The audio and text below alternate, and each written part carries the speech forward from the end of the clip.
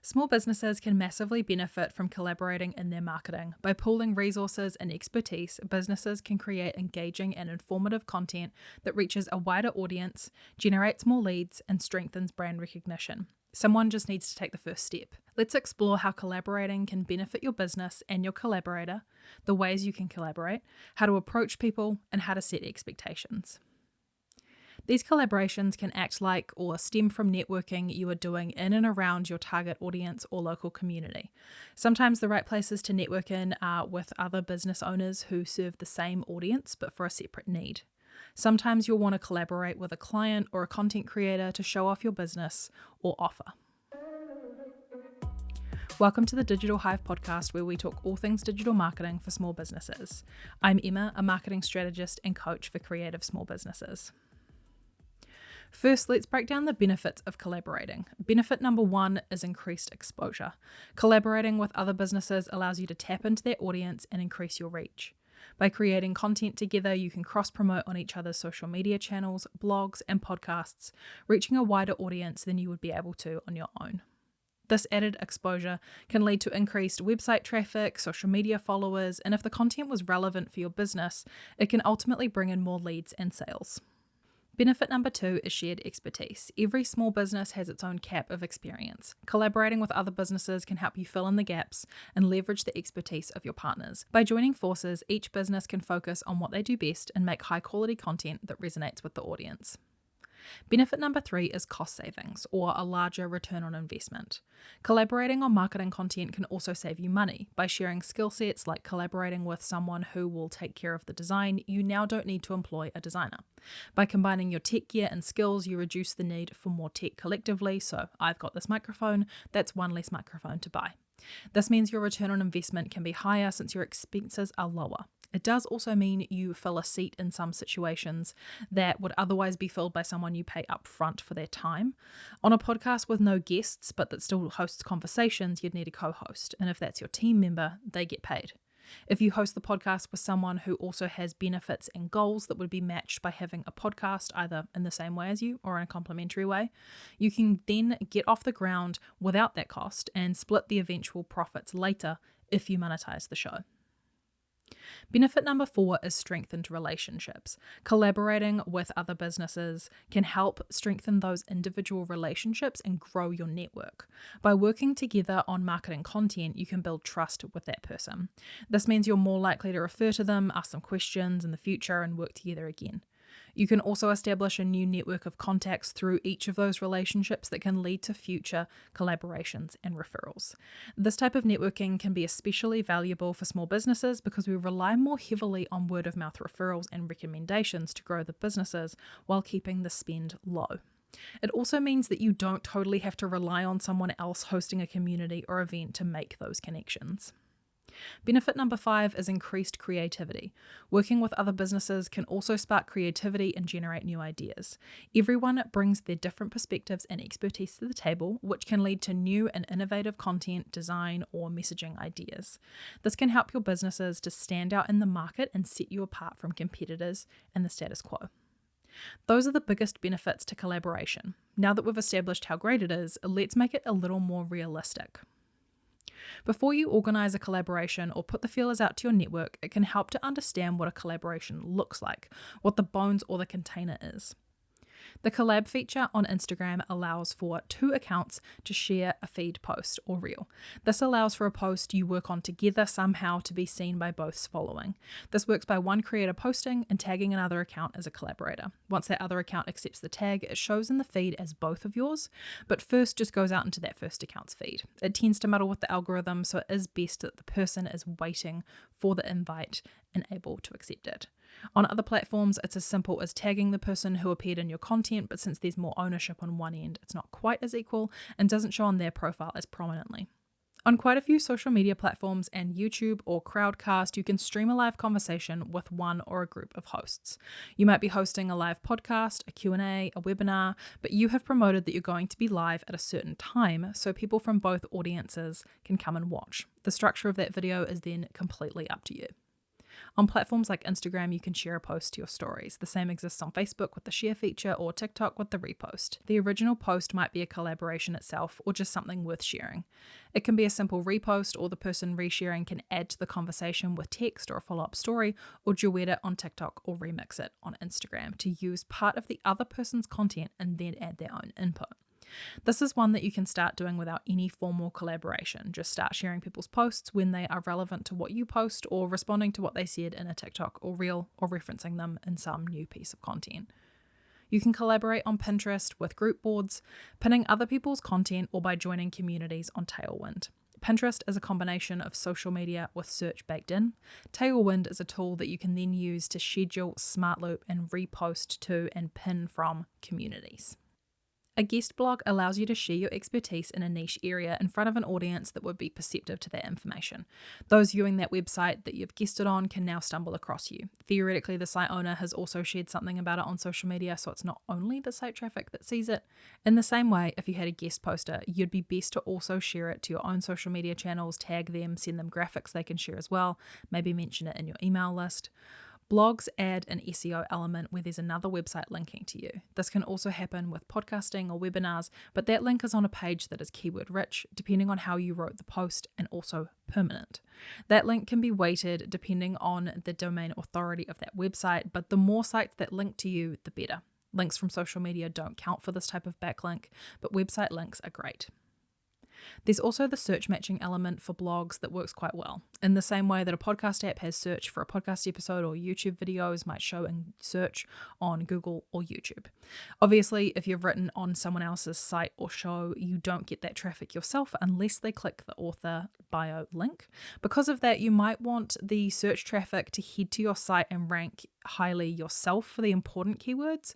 So I often find it's best to write guest posts on topics that I have already shared about on my site, but taking a different stance on them so that they are unique content, or topics that intersect mine and the other site's brand that wouldn't necessarily fit on my site. Then again, if the site's traffic is massive, I'll just take the pros with the cons. Being a guest on a podcast has similar benefits and works in that same format, but it's more of a conversation. You just show up for the time that's allotted, so depending on how much of a writer you are, podcast guesting could be faster. When you have your own podcast, you might invite guests on, partially for the conversation you'd have, which would be interesting to your existing subscribers, but the added benefit is that they also share the episode with their audience when it drops, and hopefully some that listen will also subscribe to the show and stick around. This is why it helps to have consistent topics and formats.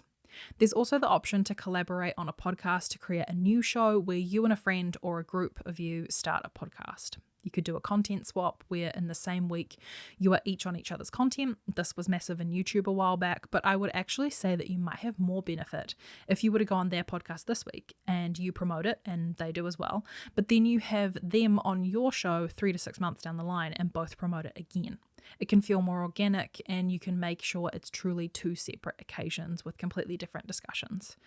There's nothing stopping you from having them on again to talk about a different topic to create those recurring opportunities to share, but each new guests bring new audiences, so you don't want to go overboard with the repeat guests.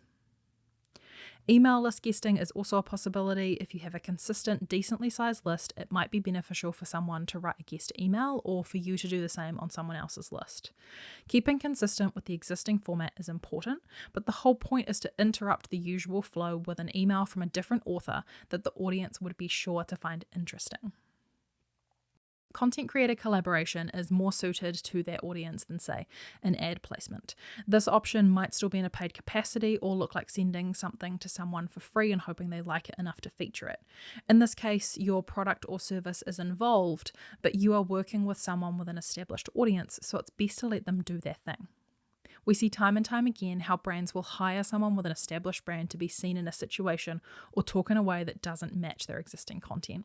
Since this person has an audience already, they've learned what their audience likes, doesn't like, what they engage with, and what turns them off. Empower them to do their thing instead of trying to steer the ship for them. After all, you went to them for their connection to their audience. If you have a face of your brand, this content could involve them too, but let the content creator take the lead and trust in that process. It's not to their benefit to feature something inauthentically, so they know what they're doing. This is best done after you've had feedback on your offer and made improvements, but otherwise be open to any information the content creator provides you with, either from their own input or from the comments they receive. You could give them some facts and figures of your product, but not a script or specific talking points or requirements. Just let it flow. Without doing a blog post or some other kind of content swap, you can still link to other websites and have them link to you. In this area, it feels icky to only link to them if they link to you as well, so you'll need to show some work on your end and then position it to them as to why they should link to you back. It might also work more like a circle, where within your network each site links to who makes sense and everyone ends up with some links.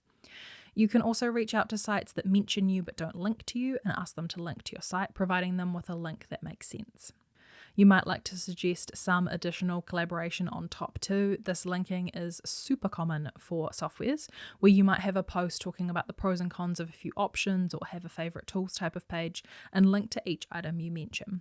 There's also affiliate options where people get the kickback for the traffic they direct, but that's less of a collaboration.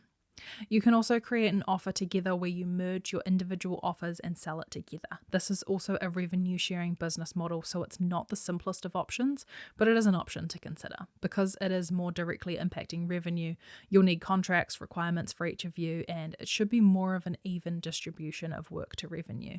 You can then use each of your individual platforms and all of the previous marketing collaboration spaces to share about and promote that shared offer.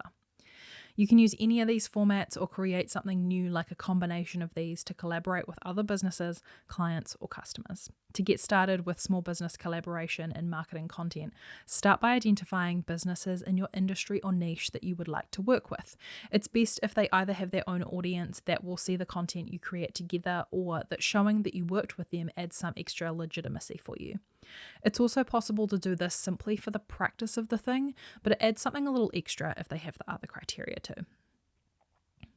To get the ball rolling, you might like to ask yourself, what other businesses serve my exact target audience, but for a different need? Which of my clients or customers would be a good fit to show off? That is, you want to work with more people or businesses like them for that offer. Who could I have an interesting conversation with on or off camera? Who could be my ideal customer, but who isn't currently? Who could be a great referral partner for my business, but isn't currently? Who do you refer your clients and customers to already, or a great business that you could refer to in the future? Before reaching out to collaborate, it is best to create some kind of other connection. This is why I recommend first collaborating with those in your established network. Once you've forged that connection, you might like to start with a direct message where you float the idea of collaborating, but let them know you can send them some more information. You'll want to send something short and sweet, but that is clear on your objectives. If they say yes, take it over to email so it's easier to manage for you and for them. Use automation whenever possible to limit the back and forth, like an online booking calendar or a form to collect the information you need from them. If you're approaching a client you'd like to spotlight, let them know that you'd like to share a post showing off their business or the results they had. Sharing as much of that post up front as possible, and let them know what you need from them to share, if anything. You might need their logo or a photo of them, but you might already have those and can mock up the post completely before you reach out to them. When collaborating, it's important to establish clear goals, timelines, and expectations. This will help ensure that the collaboration is successful and that everyone is satisfied with the outcome. It also helps them to know what they're saying yes to. Ask yourself and be clear on how much of their time you'll need, where will the content be posted, and therefore whose brand design or brand voice should it match, if either of them. Do you need them to provide anything, for example, a logo, access to something, statistics? Are they writing the blog post and you're sharing it, or are you writing something for their website so you need some access and a bit of a framework of how they structure their content, or a tone to write to? Is there certain criteria that information needs to meet, like where should they get that statistic from? Does this collaboration involve them coming to a specific place at a specific time, or can it be done online? Do they need to show up camera ready, or will you provide beauty and wardrobe? Will you provide them with final sign-off, or do they need to let you know if they want something edited out after the interview? Sometimes it's best to just not promise any results when you pitch this to them initially. If you're going live on Instagram together, you can't say how many people will show up live or watch the replay. That's okay, because they can review your following and benefit from the practice itself of having a live conversation. You might choose to create a media kit to collate that audience information and send it over to the right people. Don't be afraid to reach out to other businesses in your industry and explore collaboration opportunities. You never know where it might lead.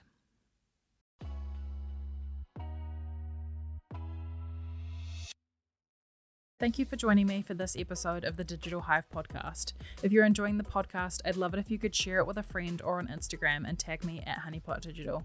To find out more about Honeypot Digital and the work I do, or to find more episodes of the podcast and handy tips for small businesses marketing online, head to honeypotdigital.com.